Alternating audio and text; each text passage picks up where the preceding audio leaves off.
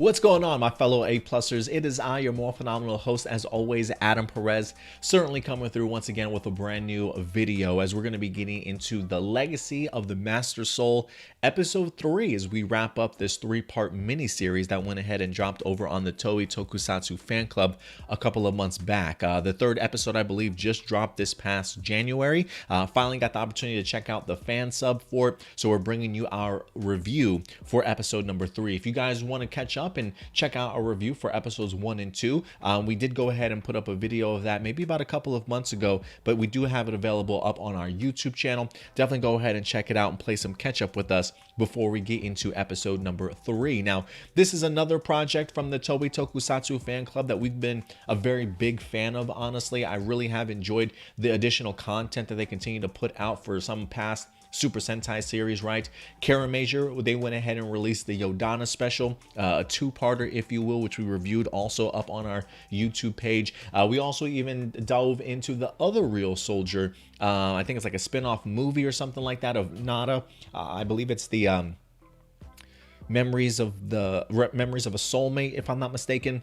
And this is the third project that we decided to go ahead and tackle in Legacy of the Master Soul. So again, guys, remember, at the end of the day, these are just simply my A+ opinions, but I want to know yours. Let your thoughts be known in regards to what you guys thought about this particular episode in the live chat or the comment section box below. And I continue to be floored by this. Episode 3 still had me glued to my seat, excited to kind of see how this mystery was certainly going to unfold. The tone, the vision is significantly different from that of the Ryusoulger series that we wind up getting, which is one of the reasons why I personally have fallen in love with this 3-parter that we wind up getting the opportunity to see the masters and all the drama and some of the things that they certainly have going on in their lives, what's been happening with the Ryusoul tribe and things like that up until this particular point. It's been really fun and quite eye-opening for me, to be perfectly honest with you guys. And just continuity-wise, just so you guys know, when this episode wraps up, this does take place just prior to Super Sentai Strongest Battle. That's in the post-credit scenes, or like the last scenes of that miniseries. We do see the adventures of Bamba along with Toa, the black and green Ryusoul tribe members. And so we actually do see them here in this episode very briefly, very briefly, talking to the former Master Blue's apprentice, as she wind up having the fake Kanai soul available to her. So they actually wind up bumping into her in the beginning of this particular episode, as they themselves are on the trail of the Minosaur that everybody's certainly talking about to go ahead and try and take down as well. So it seems very much as though they are certainly on a journey that we will eventually bump into them at the Super Sentai Strongest Battle. And then it definitely feels very much like the Minosaur at the end of this particular episode also will lead us into episode number 1 of the Ryusoulger series as well. So continuity wise, it definitely does certainly hold up. And I'm kind of under the impression that the Minosaur that we got from Nairi in here towards the end, I'm assuming that's the very first Minosaur that our Ryusoulgers are facing off against in episode 1. If I'm wrong, or if you guys are assuming something else, please go ahead and let me know your thoughts in the live chat or the comment section box below. But this particular episode continues the storyline in regards to what happened to the former Ryusoul Red, as we get introduced in the previous episode to Hannah, his daughter, who unfortunately came across when she was going to revisit her father, came across his dead body at his property, and was very much under the impression that it's the current Ryusoul Red that went ahead and killed her father. But the mystery is much bigger than that, to certainly say the least.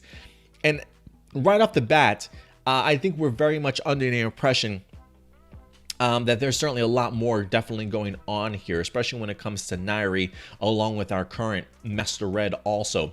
For a second there, I honestly thought that he was going to admit to being the one to have killed Haragi.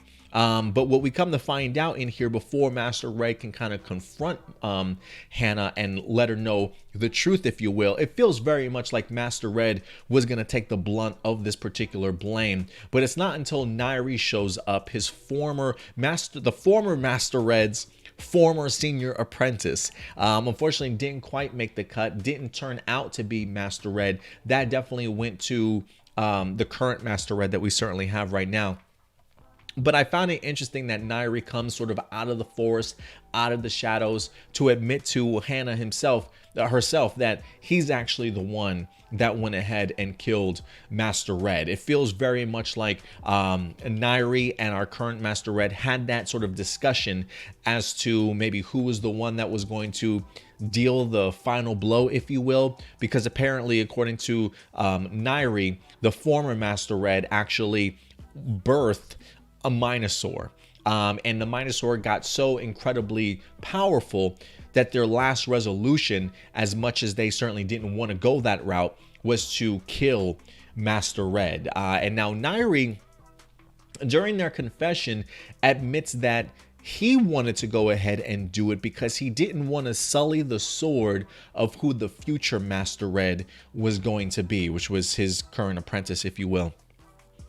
And so while Master Red tries to take the blame, Nairi kind of interjects and just really kind of sets the record straight, or so we think, when he's talking to Hannah in here. So really, Hannah has to deal with the blunt truth of the fact that her father was really struggling and certainly going through some things to have birthed a Minosaur. And it's actually him that requests the idea of somebody killing him and taking his own life. So that's definitely something that's I'm sure was probably really difficult for Hannah to have to grip with, the idea that her father supposedly was killed, and only to come to find out that he's actually the one to request it because of the fact that the Minosaur was getting way too powerful. I mean, if this all sounds really dark to you, it's because it is. And honestly, when you think of the Ryusoulger series itself, well, there definitely are some really dark moments in it, especially once you start getting into Master Black and like Master Green and everything that happened with the Gysorg armor and things like that. There definitely are moments of darkness,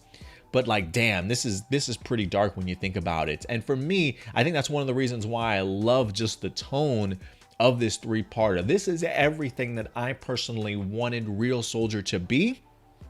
And even if it couldn't have matched that particular tone, I think just the mystery, the great character work, building up the lore, I think a lot of that shows just truly the potential of what Ryusoulger could have been, and really how kind of lackluster it was for me, because it felt very sort of surface level storytelling. What you see is what you certainly get, you know, not really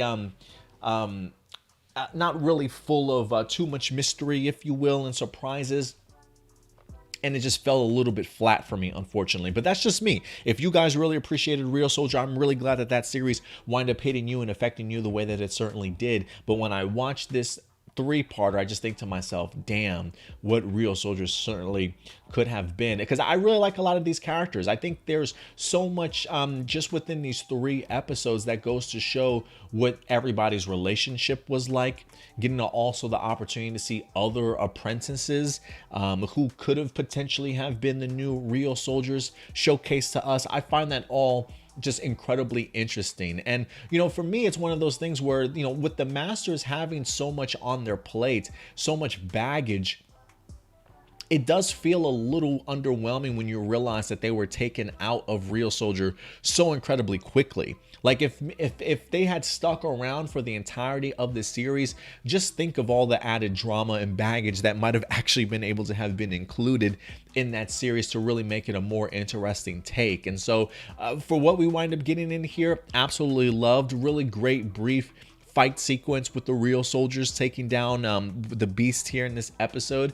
Unfortunately, not completely killing it, as it seems as though the Minosaur is still certainly gathering power, as it is in fact gathering power from Nairi. It feels very much so like Nairi didn't necessarily tell the whole truth, in a sense that he personally wanted the power for himself, which is one of the reasons why he wound up killing his former master, which, you know, I'm pretty sure I would probably feel some type of way too if you're referred to as former senior apprentice, which means that you clearly came before Ko and that master didn't like you whatsoever. Not that I want to say didn't like you, but decided to pick somebody else over you, in a sense, right? The idea that you kind of, I don't know what happens to Ryusoul tribe members that don't quite make the cut and have to watch their predecessors go on to have that particular power, right? Like what kind of mind game does that certainly play with you? And it does make one wonder if, as a Ryusoul tribe member that doesn't quite make it, should you leave the tribe, right? Should you do what, former apprentice to Blue wind up doing and embarking and doing your own thing? Will that help kind of keep you mentally sort of straight, if you will, right? And it seems as though maybe the idea of not being picked by Haragi might have actually really gotten to Nairi at the end of the day, and so much to where he really felt the guilt for what he certainly did, because we clearly see in the past 2 episodes him trying to revive his old master with the Kanai soul, but unfortunately unable to do so. So definitely harboring a lot of regret and a lot of remorse and a lot of guilt, and we can clearly see why he, at the end of the day, is truly the one that was powering the Minosaur until it wind up taking its last drop of energy from Nairi, sort of thing. So really compelling stuff. Even the idea of seeing Hannah in here talk about the idea that, hey, maybe one day I'll be a Ryusoulger, right? I mean, she's rocking all yellow. I don't believe we had a yellow Ryusoulger in the series itself. That would be pretty cool if the Tokusatsu fan club wanted to go ahead and do like a sequel to the Ryusoulger series and give us a little mini series of Hannah as like a yellow Ryusoulger. I think that would be actually pretty cool, honestly, at the end of the day.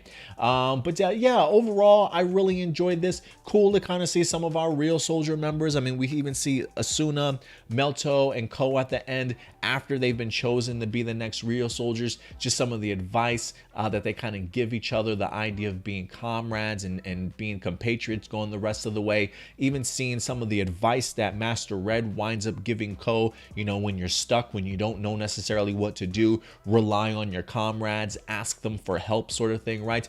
Everything that I think Master Red clearly learned from his experience with Nairi and his former master that unfortunately had to pass away, and really being put in a tough situation. So you can definitely learn a lot from your elders. Try not to repeat certainly their mistakes, and I think that's another reason why I really wanted to have seen these masters involved in the Ryusoulger series as well. And if anything, this miniseries just confirms to me that, yeah, we took them out of the equation way too early. I mean, I get the idea that you've got a group of 5 new Ryusoulger tribe members. You want to explore them in their most premature, right?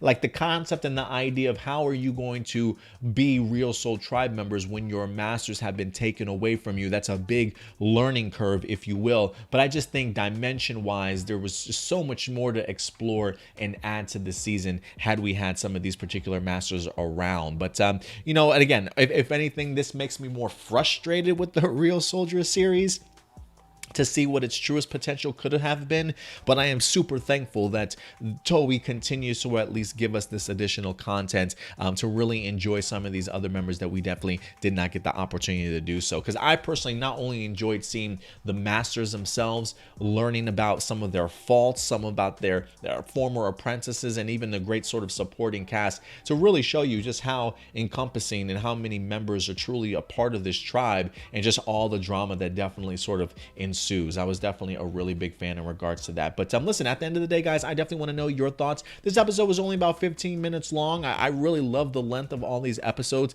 Nothing too long, but enough to certainly get invested in and certainly enjoy your time. But if you guys haven't had the opportunity to check out episode 3, please do yourselves a favor and check out all the episodes if you certainly can. And at the end of the day, let me know your thoughts in the live chat or the comment section box below, guys. But until then, that'll be it for us here. We'll definitely go ahead and hit you guys up on A+ Morphinominal this upcoming weekend, so definitely join us then. But until then, take care of yourselves, take care of each other, and keep it A+. I'll talk to you guys later. Bye.